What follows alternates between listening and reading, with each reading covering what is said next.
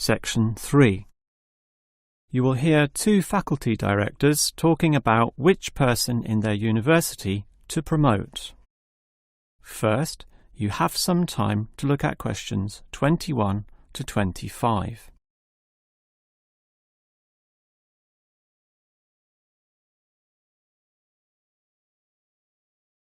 Now listen carefully and answer questions 21 to 25. OK, we've got to decide who to promote to leading education officer.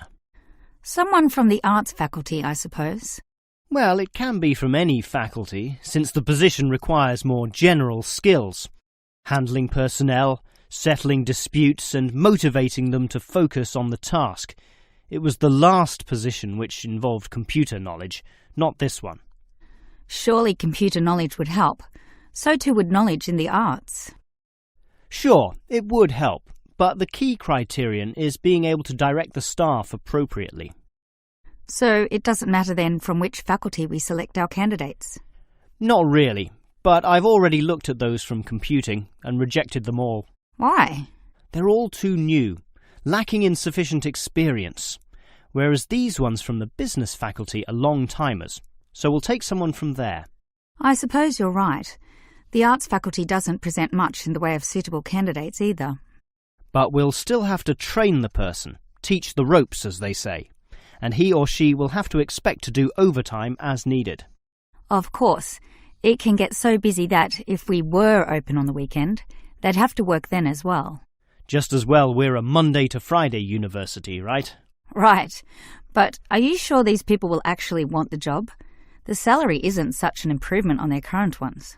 I know, but there are benefits. You get overtime rates, a nice place to put your car, as well as additional petrol money if you drive for company purposes, which they'll probably be required to do. But those benefits are quite limited, especially given all the work and responsibility involved. People often don't like that.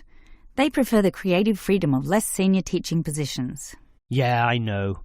But these candidates should realise that if they do this job well, there'll be more promotions down the line. You know how everyone likes having their own office, right? Sure. Well, that would come after a few years, if they're prepared to work hard and grow with the university. Yes, that should attract these people. Before you hear the rest of the conversation, you have some time to look at questions 26 to 30.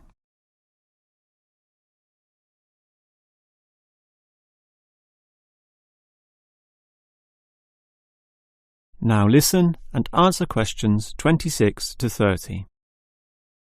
Well, that's enough talk about the job. What about the actual candidates? How many do we have? I've narrowed it down to 4. Just using their first names, that's Stephen, Abdul, Lek and Oscar. As you said, there's quite a bit of experience between them, about 34 years in all. What's the exact breakdown of figures? Abdul and Stephen both have 7 years. Lek has 1 more, and Oscar is the most experienced at 12. But who's the most qualified? Stephen and Abdul have an MBA.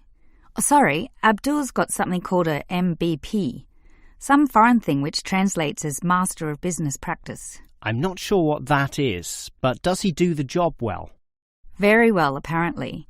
Better than Lek and Oscar, who hold a degree and some certificates respectively. But we have to think about any drawbacks.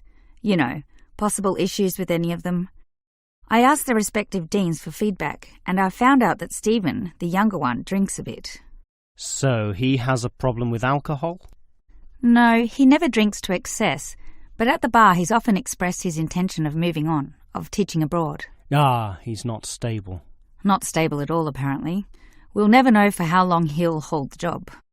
We need stable personnel, and people without family problems or sick relatives like the last guy we promoted. What about Abdul, then? Will he do? He might do, except his English language ability is limited. It's functional, but a bit broken, and meaning is sometimes lost.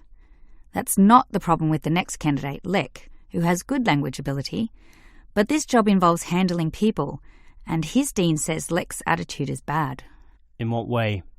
His manners are okay, and he's interested in his job, but he believes there should always be adequate leisure in life. He definitely won't work overtime and complains a lot already about his job. But this last candidate, Oscar, is probably not the right one either. Why not? Not another problem with language. His first language isn't English, but he speaks it well enough. He's stable with a good attitude, but his age is the problem. Age is not a problem. That would be ageism, and I don't believe in that.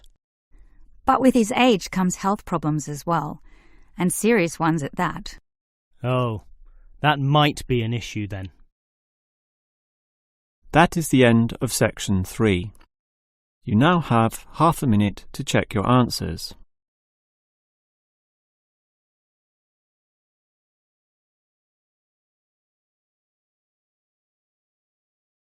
Now turn to Section 4.